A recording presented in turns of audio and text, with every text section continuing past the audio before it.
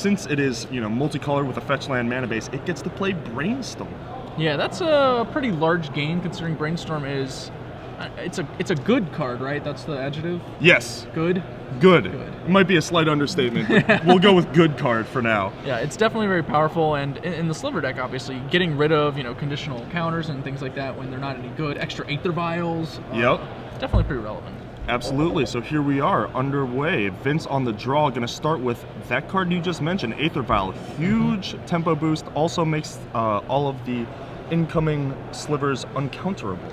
As you see, Michael Eades is playing Shardless Bug, and that's one of the blue decks that is actually a little softer to Vial as far as countering it, because, due to Shardless Agent, you can't actually run a bunch of counter spells. There's lots of actual answers to the Vial itself in Abrupt Decays and potentially Maelstrom Pulse. Right, which is going to have to happen soon, otherwise Aether Vial has a tendency to take games over if it is allowed to get active. Michael Eades is cracking a fetch here. Yeah, see if it's 2-drop creature or if he's going to take out that Vial right away. Now, one thing that's pretty interesting about the Sliver deck is, you may say, yeah, the Merfolk deck is a Lord deck, but it gives Island Walk. The Muscle Slivers and variants just pump. But a new inclusion, the Gale Rider Sliver. 1 mana Winged Sliver. Gale Rider Sliver sends all your slivers to the sky. Obviously a pretty effective tool for getting past any of these large creatures like Tarmogoyf or speed bumps like Shardless Bug. Absolutely. And Vince leads with Crystalline Sliver, his most important sliver arguably. It's pretty awkward to lead it when your opponent might be able to go into a Liliana of the Veil, but as it happens, Michael Eades is not actually playing Liliana of the Veil. Well, there you go. Or no, I'm sorry, he's playing 2. They were listed in a strange place in the deck. Okay. He has only 2 copies, however, and he does not have one right now. And Baleful Strix, threatening to 2 for 1, trading for something. Please. But it is going to get Swords to Plowshares. How does an owl farm? I don't know, but that one just learned. Yeah. He figured it out. And a Predatory Sliver, the 3rd generation Muscle Sliver. Let's not forget about the addition of Mutavault to this board as well. Vince is threatening a lot of power coming in on the next turn. 8 damage. He just attacked for 3, putting Michael on 16. That is a 2-turn clock, ladies and gentlemen. That is not bad. Not bad at all. That is nothing to laugh at. We hit a Tarmogoyf. Certainly much better than a brick of an Abrupt Decay, which we were, kind of probably concerned about hitting. Absolutely. And counting up that Tarmogoyf's power toughness, the Abrupt Decay taking out the Aether Vial is going to be Artifact Instant Land. Yeah. 3/4 is just good enough, but if Vince has a Gale Rider, it won't be. He doesn't have a Gale Rider, but he does have another Muscle Sliver, or the Bicep Sliver, as we termed. Bicep Sliver next to the Tricep Sliver, and a Mutavault getting it. This is the time-shifted Muscle Sliver from Planar Chaos. An alternate timeline coming over and pumping up that Mutavault. Vince refused to offer up a trade of any of his Muscle Slivers or his Crystalline Sliver, obviously. He just sent in the Mutavault, which he was fine throwing away. He has a spare Mutavault anyway. Yeah. And now we see him toss Crystalline Sliver away when Michael draws and plays Liliana of the Veil. I guess he's decided, I'm just going to go beats here. I'm going to activate all my Mutavaults now. These huge guys. He is so far ahead that the removal is no longer threatening to him. Now it is another Sinew Sliver, a giant Mutavault, and the beats. Whew. So those are 4/4s and a 5/5. So that's some serious business. Indeed. Michael does have to block. If he doesn't, he'll die. And I imagine he's going to wind up double teaming and trading his Tarmogoyf for one of the muscle slivers. Yeah, the Predatory probably, we have Maelstrom Pulse. That would be a pretty big blowout. We do not have Maelstrom Pulse in our main deck. All right, so getting one of the Lords here hopefully going to be enough for Michael, as it is all coming at him, and Liliana being ignored at the moment. Sure enough, we do see that double block. Tarmogoyf down, trading for a Predatory Sliver, 9 getting through. Yep, knocks Michael down to 3, and he needs help. He's facing 4 lethal creatures with 2 Mutavaults and 2 Sinew Slivers. Has a Brainstorm, probably tempted to dig for something like an Abrupt Decay, but Not That's even not enough. actually going to do it. Yeah, he needs so- 2 things. He needs a blocker and a removal spell, or 2 blockers, or something like that. He does have a shardless agent, so that represents 2 things theoretically, but that actually is not enough. An ancestral, usually exactly what you want to hit off of a shardless agent, not going to be enough of a board presence unless he has a 1 mana play here. A Deathrite Shaman to chump block, something like that. It looks like he has a Bayou, but he does not have the required Deathrite Shaman to stave off death. And even if he had it, what's his plan for the next turn? He's just in the exact same boat. The Triple Abyss. Yeah. The Quadruple Abyss. Quadruple Abyss is definitely not where you want to be. It's hard to get out of. It is hard to get out of. It's a difficult game. And you see the power of this curve. I mean, Aether Vial was answered for no value, and just naturally curving out. Meat Hooks has an unbelievable board presence by, I mean, it was about turn 4 when it was just, hitting that tipping point, and then it was all downhill from there.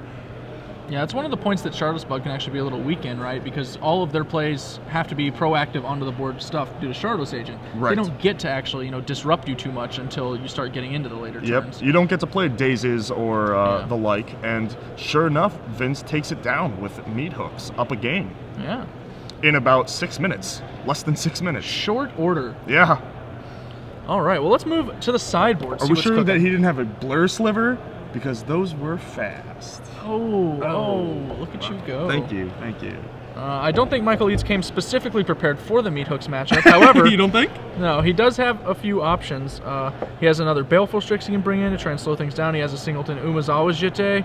I imagine he'll want access to that, even though it's not super effective against Crystal and Sliver. It's still it makes him have a sliver, right? Yeah. He can bring in another Liliana the Veil. I might do that on the play. I'm not that keen on the draw. Yeah, it's a little slow on the draw. And he does have access to a singleton Maelstrom Pulse. That's probably got to come in. Yes, Other absolutely. cards that he has, probably not bring in 2 Golgari Charm, 2 Spell Pierce, 2 Extirpate, a Thoughtseize, a Jace, a Hymn to Torok, and 2 Duress.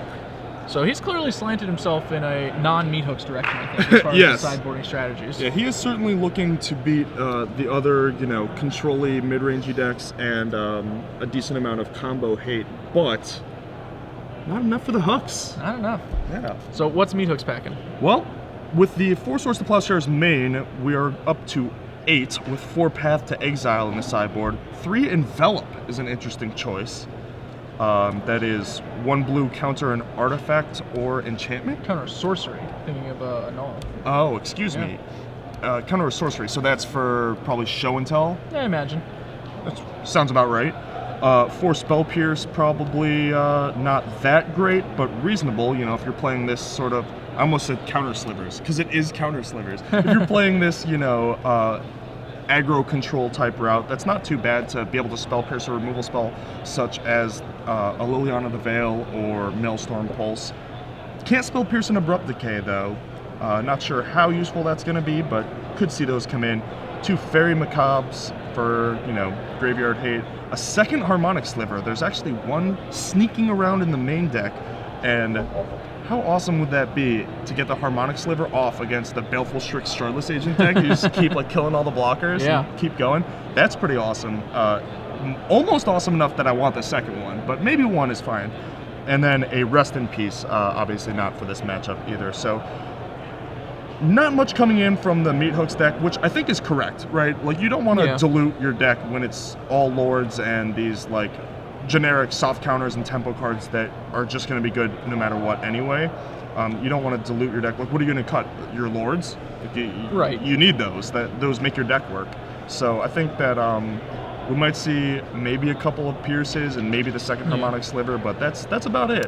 He might be willing to trim down on Dazes being on the draw, but he still has to keep his blue card count high, right? If he's going to hold on to Force of Will as well. So, that's definitely kind of a catch-22. I feel like, either if you have to board out Dazes for blue cards, which, the only option is really Spell Pierce, as you discussed. Yes. Or you have to board out Forces instead, which...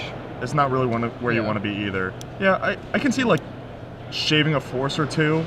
Just bringing in a couple, just to mix things up, make it a little harder to draw a bead on you. Well, it's always, pretty rough to be Force of Willing against the Hymn to Torok deck, but I don't think that card advantage is the axis on which Vince wants to fight. He wants to be about, board presence and tempo, and I think the Force Whirl is good for that. I think Daze is fine for that, even on the draw, just because, you know, you have 2 mana spells, and they have 3 mana spells that you can then Daze. Yeah. Against specifically Shardless Bucket, certainly Dazes are a lot better than usual. Yes. Because you will often be able to deploy a significant card before they're playing something like a Shardless Agent into a good spell or a Liliana Veil. Absolutely. And your Daze is actually very live there. Yep, agree completely. So, probably minimal sideboarding from Vince here. He is going to go back for 6. Looks like Michael is happy with his 7. Good start for Michael. Obviously, any deck with him to Torok is loving it when the opponent mulligans. For sure, and especially a deck like Meat Hooks or, you know, Merfolk, the Lord decks, it is about a critical mass. You know, it's not necessarily about a swarm, but the cards work together and they scale in power the more that you have. So being down a card can often make all of your cards worse. It's not unlike a lot of standard players are learning now with Devotion. It works very similarly. You actually need to have a certain number of cards in play to win. Yes. And mulliganing does hurt that total card count. We do see a Deathrite Shaman from Michael Eades here starting off. And it looks like Vince is going to go to the skies early. No? Ooh. He's Swordsing, it looks like, and he All fetches a basic to avoid getting wastelanded. The old 3-color deck with, you know, a basic plains and a basic island and Mutavaults.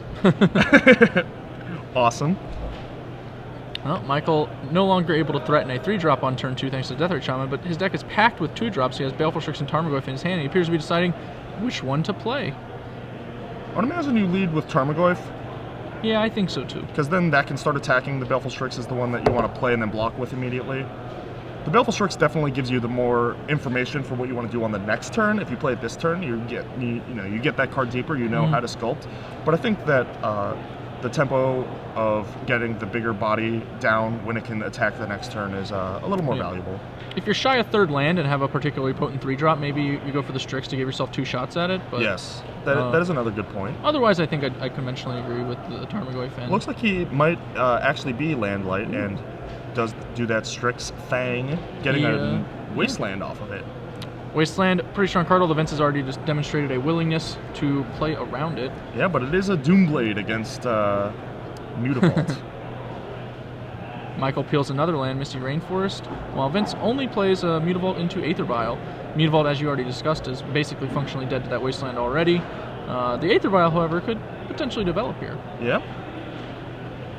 Yeah, and Aether Vial is a scary card to let active, especially if you're, ooh, here we go, spin the wheel.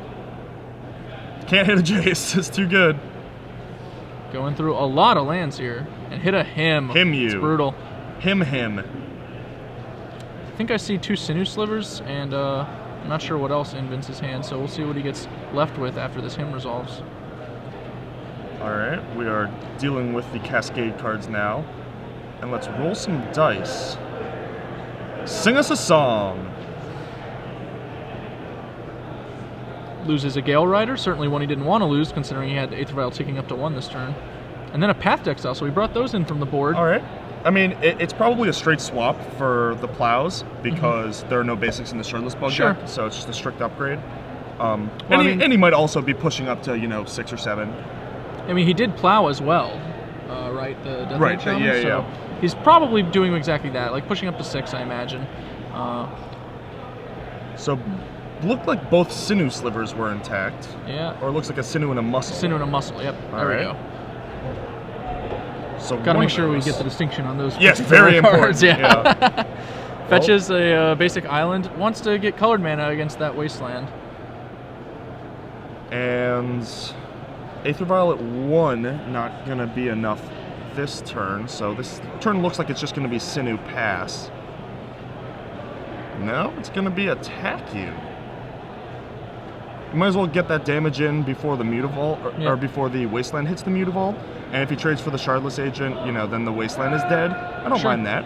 That makes sense. You're not going to be able to 2 attack. plays for next turn anyway. Yeah, exactly. And you're not going to be able to attack past the Baleful Strix anyway. Alright, so now Michael Eades with a ton of cards in hand. Thoughtseize to knock another one out of Vince's hand. Unfortunate for Vince. Yeah, there's not really much he can do here. He loses one of his Muscle Slivers. Oh no, sorry, it's a Muscle Sliver and a Path to Exile. Wow, those arts Not look the a same. Sliver. Alright. So he was thinking about pathing. I suppose you're fine if they take path. You know, you'd rather have the muscle sliver for now. But let's see what Michael Eades does. Yeah, this game looks real grim for Vince. Absolutely, especially with that Jace the Mind Sculptor in Michael's hand. It's exactly the kind of attrition that he just doesn't want to happen. He just loses too much of his board. He can't even top deck out of it because he's drawing Grizzly Bears without help. Yep, absolutely. And this is a perfectly sculpted game for Michael Eades in the Shardless Bug deck. Looks like he's going to have another play this turn, sitting on Jace the Mind Sculptor, ready to come down next. And already way far ahead on board. Another interesting difference between Meathooks and Merfolk is the lack of wastelands, right? Yes. He doesn't have access to those, which are one of the heavier ways you can keep people from doing stuff like jacing you. Yep, and keeping your Dazes and Spell Pierces live later on. You know, pressing a tempo advantage. That is definitely a drawback of playing the Meathooks deck, is you are 3 colors, so you no longer have the luxury of all 8 colorless lands. Vince drops down a Savannah, it looks like, passes turn, open for business, and Michael's buying. Yep. Sending in, let's do a quick Tarmogoyf count. I'm going to say a lot. All right, my guess was right. It is a 4/5. And that is 7 damage, half of Vince's life total. Yeah. Exactly a 2-turn clock. Michael declines to add to that, holding up Abrupt Decay instead. Activate Aether Vial. Tank, tank, tank. Resolves. The Muscle Man. And Michael apparently debating whether he wants to decay it now to prevent Vince from untapping, drawing Crystalline Sliver, and being able to drop that into play in response to an end-of-turn Abrupt Decay. I like it. But Vince draws a Gale Rider Sliver, and Does that win? Certainly not going to do it. Does that win? Did I do it? It has not been. Oh. It is not Moat Sliver. So Moat Sliver would have been a little better. Well, you're not. You know, Glenn, you're not supposed to give away the design notes from the next set out on stream, on live stream. That's what Wizards should do. Start combining least popular and most unfun cards with like the things that people favorites, like. You know? Yeah. Squirrel Library. Yeah, Stasis Dragon. Sliver, Stasis Dragon. Yeah. Perfect. Man, we broke open the next block. So As much soon as design they're done with space. This, we're in Seattle, home of Wizards of the Coast. yeah, we'll have to let them know that we figured it out. I'm sure someone around here is employed by I saw Wizards. a couple of WotC people drafting the other day. Definitely. Wasteland Titan from Shoebox, all right. the director chair. That's a good one. Yeah. That sounds like fun. Well, I mean, attack you. Primeval, Continue to not play Magic. Primeval for Tectonic Edges kind of was. Yeah, was exactly. Titan, right? That's what I'm saying. We're just cutting out the middleman here. I like it. I like it. Comes into play, wasteland you twice, attack you, wasteland you twice. Yeah. There we go. It's good. All right, so for Meathooks, I'm gonna throw out something a little maybe controversial. That's so unlike you. What do you think about cutting Aether Vials? Considering it's one of the easier cards to Abrupt Decay, and it's not in and of itself a threat, I actually think that that's reasonable. Exactly. All your cards need to be pretty high impact because you're not going to win the card advantage war. I think that drawing Aether Vials late is just, you know, you're doomed. Yeah. If you ever draw it in like the middle turns where you need one more Lord and you draw an Aether Vial, and then even if you have an Aether Vial in play, like if you get hymned, you're not going to have so many cards to play that you can't just cast them all, Aether and that Vial you need against the him Aether Vial. It's right? just a little yucky, yeah. Yeah. You can just very easily wind up losing all your threats and being stuck with this vial that doesn't do much. Yeah, and you have the lands to cast the one card in your hand. You don't need the Aether Vial anymore. Aether Vial is obviously at its best fighting against counter magic, really. And you know Michael, having seen Vial, is very likely to have actually taken out Force of Will. He's not probably planning to try and counter any of these guys. So yeah, I think that that's a reasonable thing to consider, taking out the Aether Vials, especially on the play. I actually think that they're better on the draw because they help you catch up and have a couple more Spell Pierces for the discard spells and the removal.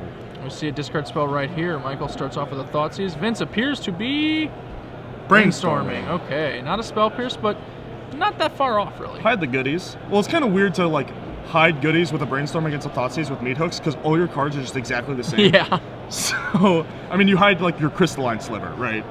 Right, and then just sit on all the various muscle guys. Yep. You could also hide like a Plow, but I mean, most of your creatures are pretty similar, so a pretty like Thoughtseize proof deck in general.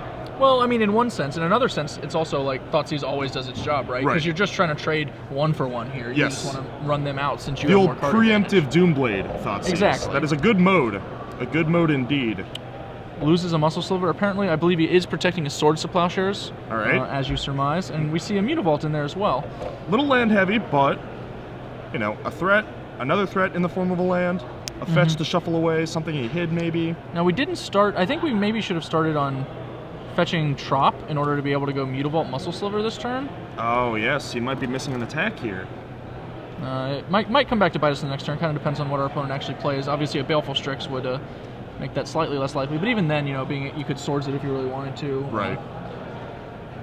It looks like Michael Eades does have a 2-drop of some sort. It is not going to be an Abrupt Decay or a Tarmogoyf. Nope. Which narrows it down to Hymn to Torok or Baleful Strix. Yep. Looks like it's a Strix. All right. The Strix Father, the Owl. Judge's Familiar's father. Vince draws a Swords, goes with a Brainstorm to start. Well, that's really good for his mana-heavy hand with a fetch land. Yeah. It's yet another turn that he doesn't get to play the Mutavault, thanks to that turn 1 maybe slight misstep. But he is going to be able to improve his hand quality significantly here. Let's see what happens. He can play another Muscle Sliver and pass, looking to next turn plow the blocker, maybe play a third Muscle Sliver attack. He could also plow an attack for 2 with no other play, or, you know, a Gale Rider Sliver or another Brainstorm, something like that. Or you can play another Muscle Sliver, attack, offer up the trade, and then next turn go double Muscle Sliver attack. Sure. I feel like he wants to try and trade a Swords for a Baleful Strix here. As I agree. It's just the best thing he wants to do. So he'll either not attack planning Swords next turn or Swords this turn and get in for 2. But that leaves him pretty exposed to Liliana. Yes. Which I'm sure he's not excited about doing. So Absolutely. We see him fetching as predicted to shuffle away some of those additional lands. Grabs another Tundra. All right. That insulates his white and blue against Wasteland. Leaves him a little vulnerable on green, but green's, you know, not really the main color in this deck. He just has the Muscle Slivers and Predatory Slivers. Right. The only 2-color card is the Crystalline, where you need. Oh, and speaking of, there you go, Crystalline down, and passes the turn. As you said, that trading off for a Baleful Strix, you know, a creature is not ideal. Liliana is going to take out the Muscle Sliver. Crystalline too important. Unlike game 1, Vince is actually going to have to protect his creatures here. Lands the Mutavault now. Looks like he's going to go with a Sliver, and then I imagine Swords on the Strix, kill the Liliana, probably. Yep, that is a pretty good sequence. Sure enough, once again, the Owl goes farming. Somebody's still going to have to explain that to me. I mean, he's a Barnyard Owl. Makes sense, right? Oh, there you go. All right, so Crystalline's actually going to the Dome here without a second counter on the Liliana. The Edict effect is the most threatening. Plussing will take Vince's last card out, but apparently he doesn't think it's good enough to protect him. Yeah, I was about to say, I assume it's a land. If Yes. Vince's last card's a brick, then the plus actually benefits him and takes a card from Michael's hand. Yeah, he just traded a fetch land for a Shardless Agent. Yeah, that's probably the best trade he's going to make all game. Yes. And another Shardless Agent comes down, and let's spin the wheel. I'll draw 3 Ancestral Visions. No casting cost. Suspend, but we can get around that. And a Jace. That is a themed Ancestral Vision. All right, well. Michael fetching up. Another play. This is sort of, you know, close to ideal for Michael. I mean, obviously Crystalline's a little annoying, but we're talking about a huge card disparity between these players. Michael up a tremendous amount, and pretty much equal on board, I would say, or close to it. He's not far back, but you know, another muscle from Vince could change this turn up pretty dramatically. Oh, certainly. Animates Mutavault. All right, good start to the turn. Yeah, I think he may be regretting not attacking that Liliana on the previous turn now, perhaps, because it's actually a pretty potent threat with its Edict against his board now. He has so few cards, everyone matters. He can't afford to lose them all for free. Yeah, absolutely. You know, he probably figured that he was going to be able to kill Liliana this turn, but 2 things from Michael Eades makes that a little bit more of a difficult proposition. Shardless Agent is a specializes in 2 things. In 2 things, yeah. That's his main course. Yeah. He majored in 2 things. He did. And so it's just Mutavault attacking. Not sure where it's being sent. I would assume at the Liliana, but you never know. It's interesting. Vince, a little wary of losing a sliver, as we discussed, but he could lose a Mutavault here, too. Yeah, I mean, I definitely think that this is a double block from Michael. Especially if that attack is at Liliana. Yeah, I agree. Looks like it is a double. Doubles up. Perhaps he's concerned about Vince having, peeled a Swordswear Path. He has seen both those cards. Yes. So that's, potentially 8 ways to get 2 for 1 that he has to worry about here. But if he had one of those, he would certainly have sent in every creature. So you would can think, kind of eliminate it, I think. It probably would have been Plow, Agent, send everything. In fact, a more convincing attempt to make that bluff would have been send everything. Yes. And you also lock up killing the Liliana if you do that. So I think I like that line a little better. You're more likely to scare him into not blocking, It's right? true, but you're offering up a trade, Shardless Agent, for you will lose your Muscle Sliver, Muscle Shardless Sliver Agent, straight up. 100%. Yeah. But I don't think that that's that bad. He lost the Muscle Sliver anyway. This is true. And, to the Liliana. Yeah, he could have gotten both there. So now we see a Jace the Mind Sculptor coming down from Michael, it looks like. Yep. Well, he won't be bouncing. No, or he will will not. he? It is a possibility. I've seen that play made, but it's not going to be made today. He brainstorms, no doubt hoping to find a fetch land among the cards. Has a Polluted Delta. All right. Gonna put a couple things back, shuffle them away. Not another play for this turn, it looks like. Yeah, Abrupt Decay not too good here. It's a pretty easy putback. The second Ancestral Vision is probably not needed. Looks like he's going to fetch Suspend Visions. That's my guess. All right. If the game is still going on by the time that Vision unsuspends, I'll actually probably be a little surprised. Yeah. Yeah, I'm pretty sure the Jace is closing the door. Yeah, it rather looks than like the next Ancestral Vision.